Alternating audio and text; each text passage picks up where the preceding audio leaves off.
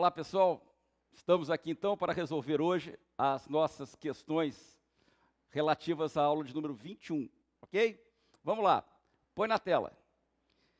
Existindo solidariedade entre sujeitos passivos, o que possuir menor capacidade contributiva poderá pleitear benefício de ordem, de modo que a obrigação tributária seja exigida primeiro daquele que possuir maior capacidade econômica contributiva para suportar o ônus econômico. Claro? Volta para cá. Senhores, o que é que nós vimos ontem? A solidariedade, o exemplo que nós usamos, era efetivamente um imóvel urbano cuja propriedade estava em condomínio entre 3 pessoas, uma delas com 90% do bem, outra com 9% do bem e outra com 1% do bem. Pelo menos de forma presumida para fins tributários, é razoável entender que essa pessoa aqui de letra A tem maior capacidade contributiva. Claro? Ora, se os impostos devem ser exigidos segundo a capacidade contributiva, seria de se esperar que o C, que é solidariamente obrigado, ao ser exigido dele o tributo, dissesse, olha, cobre primeiro do A, que tem maior capacidade contributiva que eu, depois cobre do B, que tem maior capacidade contributiva que eu. E se ao final nenhum dos dois pagar, aí sim venha cobrar de mim. Claro?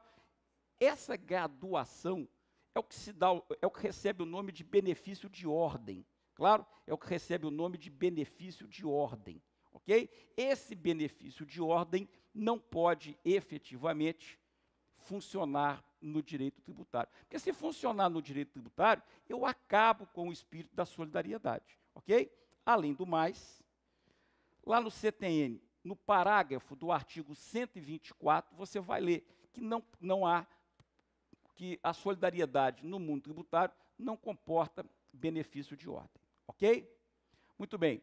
Número 2. Um menino menor de idade, com 10 anos, recebeu, na qualidade de herdeiro testamentário, por ocasião da morte de sua avó, um imóvel urbano localizado no município do interior de São Paulo, no valor de R$350 mil. Então, olha só, a herança recebida pelo menor é fato gerador do ITCMD. Claro? Muito bem. A herança foi aceita pelo menor nesse ato representado pelos seus pais. Nesse caso, o tributo devido na transmissão causa-mortes de bens caberá aos pais do menor de idade, pois o menino, por ser menor, não tem capacidade tributária. Volta para cá, mentira. A capacidade tributária passiva, ou seja, a possibilidade de você ser sujeito passivo, não depende da sua possibilidade, da sua capacidade civil de manifestar a sua vontade, já que o tributo é obrigação compulsória, ou seja, independe da sua manifestação de vontade. Em termos práticos, pouco me importa se você pode ou não manifestar a sua vontade. Em síntese, praticou o fato gerador, tornou-se sujeito passivo da obrigação tributária. Esse é o espírito do artigo 126 do CTN. Ok? Muito bem. Põe na tela. A isenção ou remissão do crédito tributário, outorgada pessoalmente a um dos devedores solidários, extingue o vínculo de solidariedade entre os demais devedores em relação ao saldo. Olha lá, o que nós falamos ontem aqui? Isenção ou remissão concedida em caráter pessoal. E o exemplo que eu dei é a questão de uma isenção concedida em virtude de cardiopatia grave. Então, olha só, vamos imaginar que o A, seja portador de cardiopatia grave. Se o C é portador de cardiopatia grave, ele sai da brincadeira de pagar tributo. Claro, ele sai da brincadeira de pagar tributo. No entanto, subsiste a solidariedade entre os demais pelo saldo.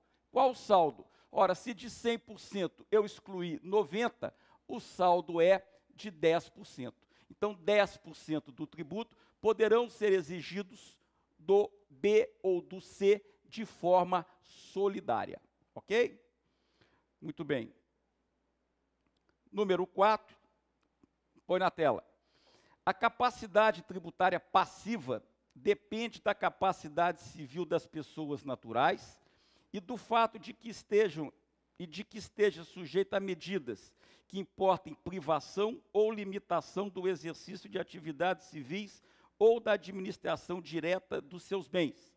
Esse tipo de questão é para pegar o aluno que escutou o galo cantar, mas não sabe aonde. Ele lê o texto e fala assim, já escutei falar alguma coisa parecida com isso. Conclusão, vai tentar marcar certo, vai se dar mal.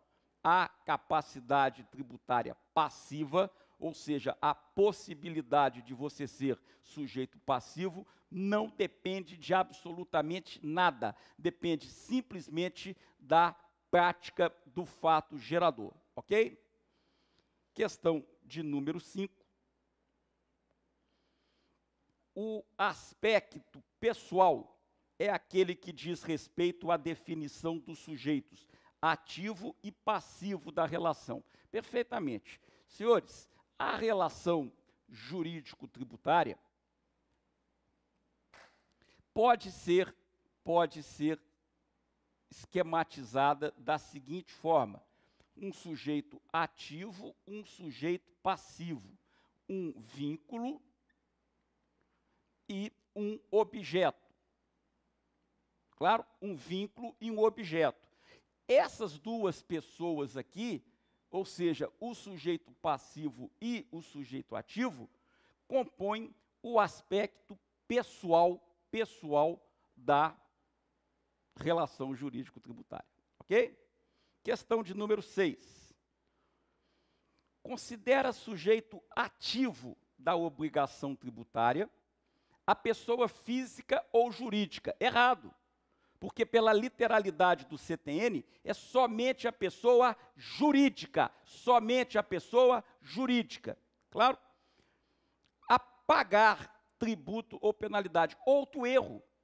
O sujeito ativo está na condição de credor e não na condição de devedor. Então, ele não tem que pagar nada, ele tem que receber. Ok? Número 7.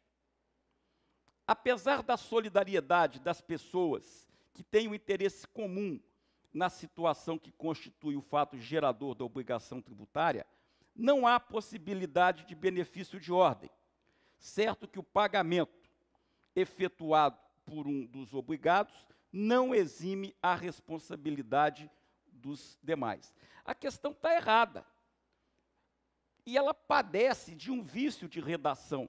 Claro, na verdade, melhor seria se ficasse claro se esse pagamento é total ou parcial.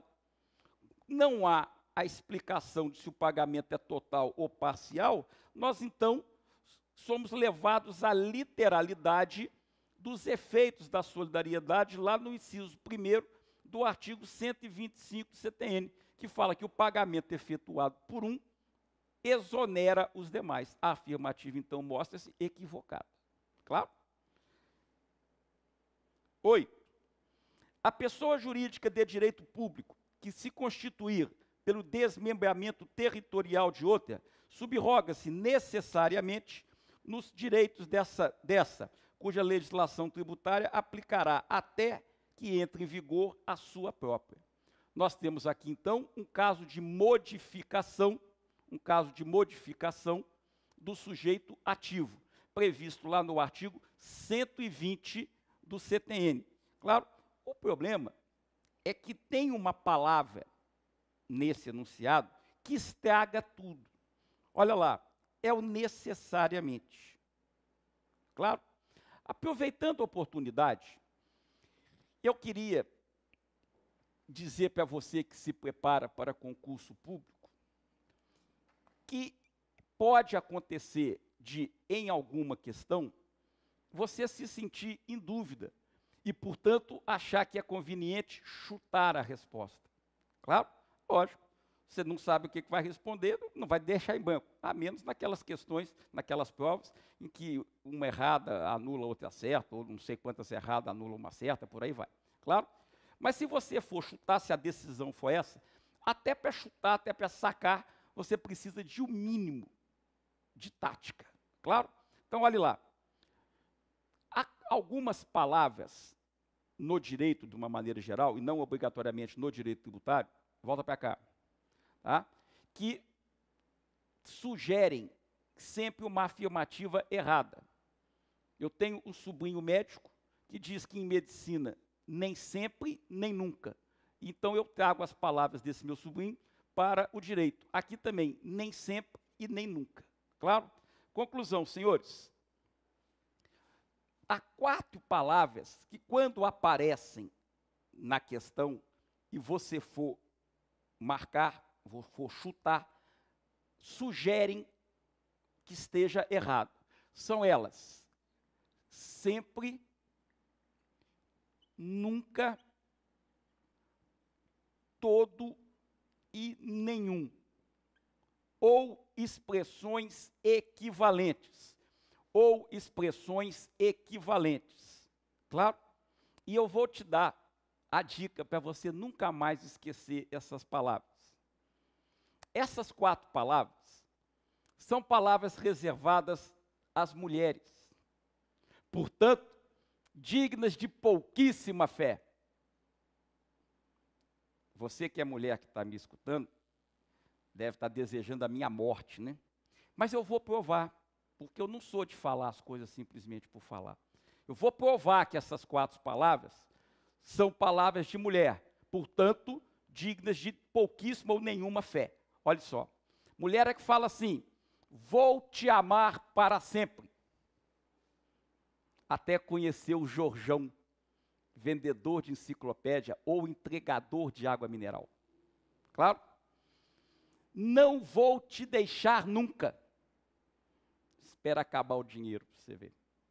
Claro? Todo homem é safado. Nenhum homem presta. Eu tenho certeza que você, mulher, se enxergou falando isso aqui uma vez. Pelo menos uma vez na vida você disse isso. Todo homem é safado. Nenhum homem presta. Claro? Então, essas são palavras reservadas às mulheres, dignas de pouquíssima fé. Então, na oportunidade delas aparecerem na prova e você achar conveniente sacar, considere essas afirmativas erradas. Claro, a chance de você se dar bem é grande. Ok? Continuando. A respeito da sujeição passiva da obrigação tributária principal, é correto afirmar que o contribuinte tem relação com o fato gerador. É verdade. Relação pessoal e direta. E que o responsável tributário tem a capacidade contributiva indicada pela hipótese de incidência. Não, senhores. A obrigação do responsável decorre simplesmente da lei. Pouco importa se você tem ou não tenha capacidade contributiva. Além do mais, o responsável não pratica o fato gerador, então ele não está ligado ao fato gerador. Claro, a obrigação do responsável é uma obrigação de lei, ok? Senhores, última questão. Haverá solidariedade passiva em matéria tributária em razão de lei? Até aí está certo. Em razão de lei, sem dúvida. Ou acordo de vontades. Senhores, acordo de vontades, volta para cá, acordo de vontades é contrato.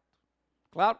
E o contrato no direito tributário é incapaz de alterar a definição legal de sujeito passivo. Então, não é por dizer ou não dizer que eu quero ser obrigatoriamente solidário, ou seja, que eu quero ser solidariamente obrigado, troquei as coisas, né?